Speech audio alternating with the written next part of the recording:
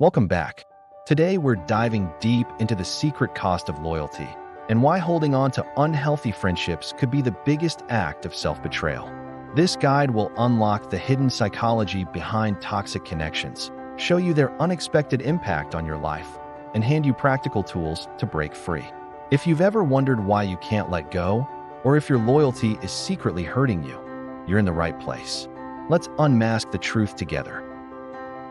Have you ever stayed in a friendship out of loyalty, even when it felt like you were shrinking with every interaction? Many of us have, but what if I told you that staying is sometimes the bigger risk? The hidden truth is, your loyalty can actually become a quiet form of self-betrayal, drawing invisible lines that keep your life smaller than it needs to be. In this first chapter, we'll unravel why loyalty is so often weaponized against us, turning what should be our strength into a silent enemy.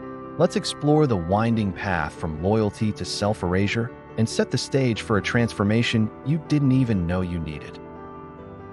Why do we keep toxic friends around? Often, it's not because we want to. It's because we feel we have to. This sense of obligation can trace back to early family dynamics or social programming, where being a good friend was equated with endless forgiveness and sacrifice. But what happens when that kindness turns into a survival strategy, blinding us to repeated red flags? Let's dig into how society's idea of friendship can trap us in roles that don't serve our future, but only please our past. You might recognize this next chapter, the quiet erosion of self. Toxic friendships chip away at your sense of worth, replacing confidence with self-doubt and laughter with anxiety. It's a slow, almost invisible process. Studies show our closest relationships literally rewire our brains.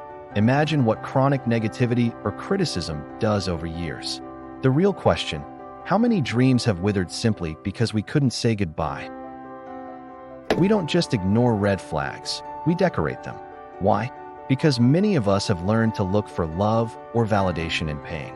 If you grew up equating attention with criticism or inconsistency, you're far more likely to normalize drama in adult friendships. It's not just personal, it's patterned. By revealing these psychological roots, we crack the code for why we mistake high-stakes loyalty for love. Confronting a toxic friend sounds simple until you're staring at your phone, rehearsing every word you might say. Avoiding these hard conversations becomes its own trap.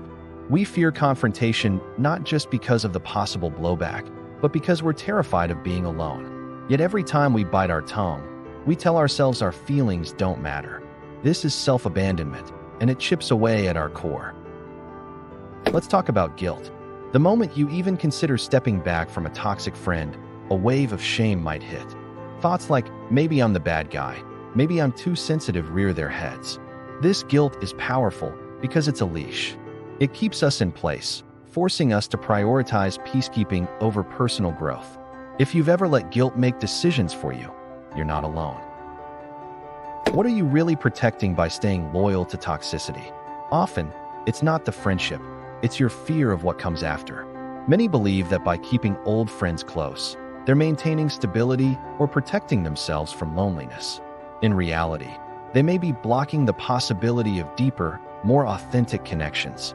Picture it, a garden overrun with weeds, leaving no space for flowers to grow. Here's a surprising fact. Researchers have found that our immune systems can mirror the health of our social circles. Chronic stress from toxic relationships is linked to increased inflammation and even a weakened heart. So when you ignore the toll of a draining friendship, it's not just emotional, it's biological. That ache in your chest? Sometimes, it's telling you more than you realize.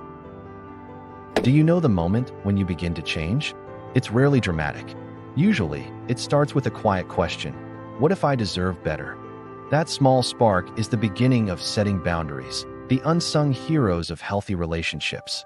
Drawing the line is not about shutting people out, but about letting yourself in. The challenge? Sometimes, the line you draw might leave you standing alone at first. Let's be honest, letting go can feel like grief. Grieving a friendship confuses us because it doesn't have rituals or permission like other losses. But acknowledging the pain is crucial to healing. Without it, the past clings. Rituals can help. Writing a letter you never send, taking back gifts, or simply sharing your story with someone who listens. Closure isn't always mutual, and that's okay.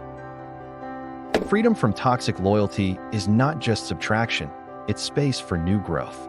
Studies show that people who prune unhealthy connections report higher levels of self-esteem, creativity, and joy. This scene is about the hope that blooms when we say no to old patterns and yes to ourselves. Imagine unlocking the door to a room filled with light after years in a crowded, dark space. Changing your friendship circle often changes your whole story. New relationships bring in fresh energy, offer different perspectives, and help you rewrite the scripts you once believed. If you feel lost without the old drama, that's normal. Every transformation comes with a period of discomfort. On the other side, people who genuinely support and celebrate who you are becoming. How do you know if you've healed? It's the moment you realize that compassion for yourself and others is your new loyalty. You can remember the past without reliving the pain, and you can set limits without rage or fear. The final act of transformation isn't bitterness, but wisdom, a new sense of wholeness that no toxic tie can threaten again. So the next time you find yourself holding on just to keep the peace, remember, true peace never demands self-betrayal. Let your loyalty be a gift to the ones who meet you where you are, not a sacrifice to those who keep you small. You have permission to choose yourself today and every day.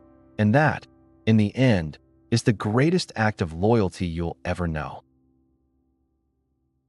Thank you for joining me on this revealing journey into the hidden costs of toxic loyalty. Remember, choosing yourself isn't selfish, it's vital. Share your own experiences or insights below. Your story might help someone else break free too. If this sparked something for you, be sure to subscribe for more deep dives into the psychology of our relationships.